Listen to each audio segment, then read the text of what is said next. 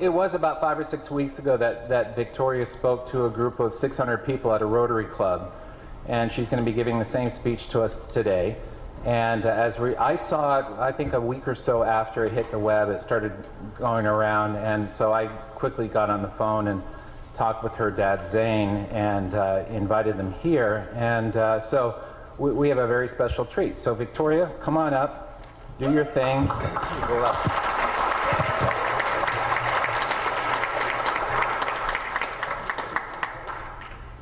Have you ever wondered why Canada is in debt? Have you ever wondered why the government forces Canadians to pay so many taxes?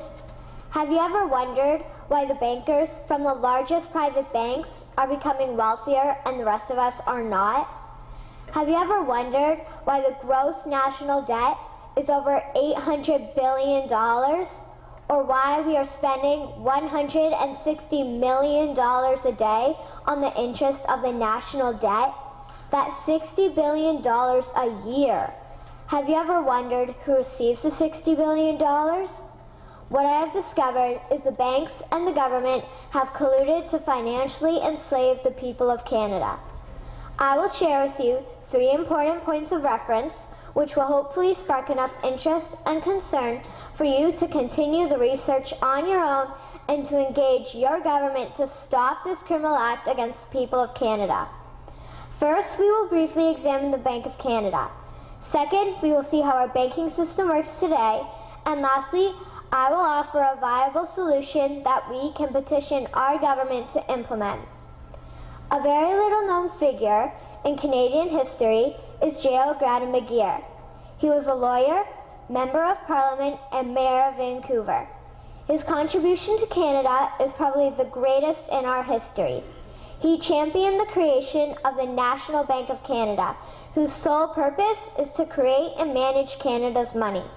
It was formed on July 3, 1934, and owned by all Canadians.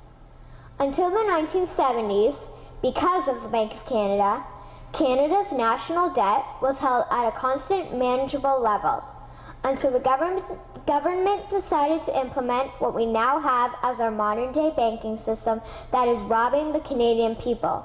So how are they robbing us? Allow me to explain how our private banks and government work today. First, the Canadian government borrows money from the private banks. They then lend the debt-based money to Canada with compounded interest. The government then continues to increase taxation of Canadians year after year in order to pay back the interest on the exponentially growing national debt.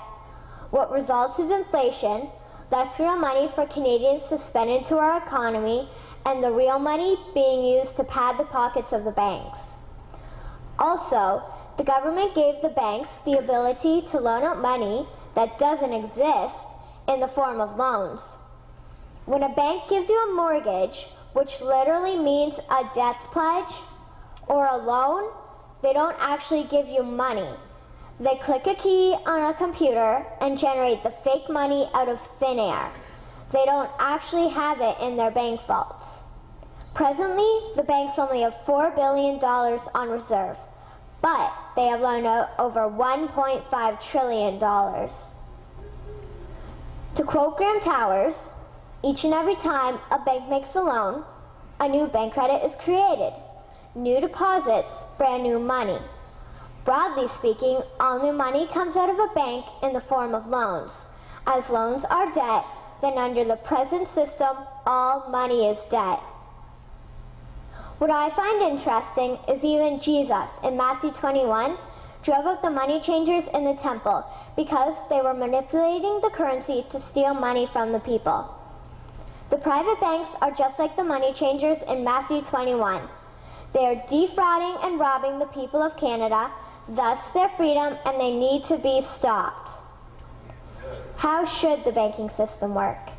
In an infamous interview, Mr. McGeer asked Mr. Towers, "Can you tell me why a government with power to create money should give that power away to a private monopoly and then borrow that which Parliament can create itself back at interest to the point of national bankruptcy?"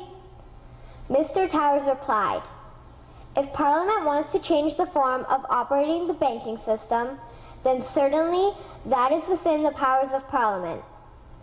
In other words, if the Canadian government needs money, they can borrow it directly from the Bank of Canada.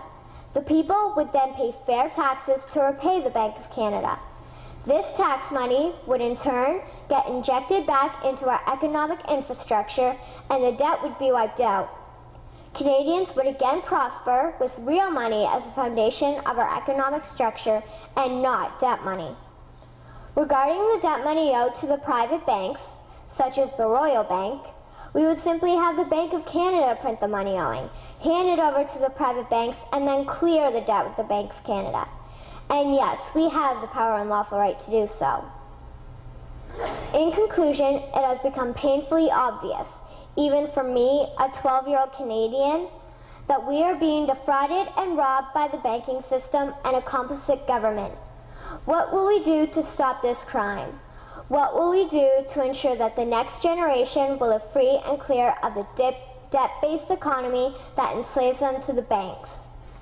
Margaret Mead said the following, and I hope that all of you remember this.